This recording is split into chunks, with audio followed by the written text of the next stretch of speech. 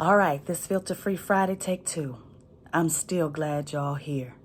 You know, several years ago, I had upset my niece because I was asking her to take down a violent video that included my great niece. And in her angry response, she said on social media, y'all little holy educated MFers who think y'all blah, blah, blah, blah, blah. And I took great offense. I was upset. My little feelings were hurt because I knew she was talking about me. But here's what the Lord has done for me since. The Lord has helped me to see that I'm a holy educated motherfucker. And this week, I am talking to y'all about the week's happenings. If you consider yourself to be educated and you want other people to be educated too, you go first.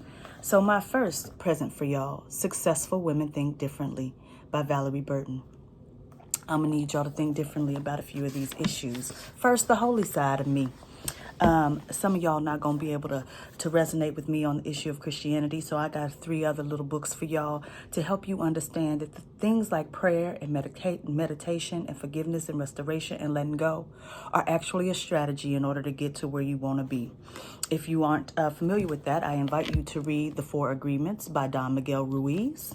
If you don't particularly like Don Miguel Ruiz, I'd like for you to read The Untethered Soul by Michael Singer, so that you can learn about how letting go actually brings things closer to you. If you are not all that excited about that, I'd like for you to read the work of Byron Katie, I Need Your Love. Is that even true? Now, I know that some of y'all not going to resonate with any of that. And so maybe you're one of those people who are saying that you are fundamentally excited about change happening, and all I ask you to do is to be educated about how change happens. I'm just gonna give you a couple of books. I got probably 10 of them on the topic. Change or Die. Could you change when change matters most? If you think you a change agent and you haven't read this book, you got some work to do. Stacey Aaron and Katie Nelson wrote The 8 Constants of Change. You might want to pick that up if you want to change the way these systems are in place. If you think that by chance you happen to be woke, but you have not picked up Paulo Freire's Pedagogy of the Oppressed, how much do you know really about oppressed people?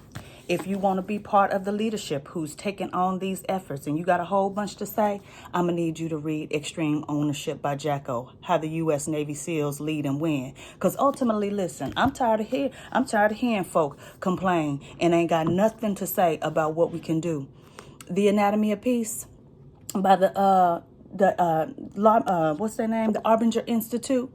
If you have not read this book, are you really ready to impact change? Or are you just out here getting mad?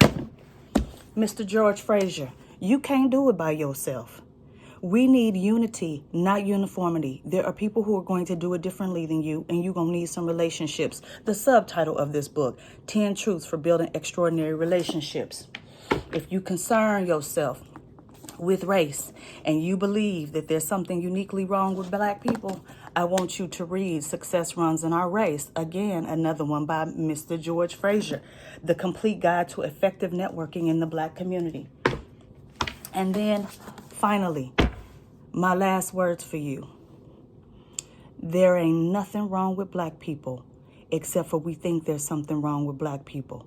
If you are directing your energy towards what's wrong with Black people every time something goes down, I'm going to need you to spend a little time here, because what I want you to know is that what you sound like is this, and this ain't good. Today, the little holy educated MFer is asking y'all to be just a little more educated. It's Filter-Free Friday, y'all, and we got work to do.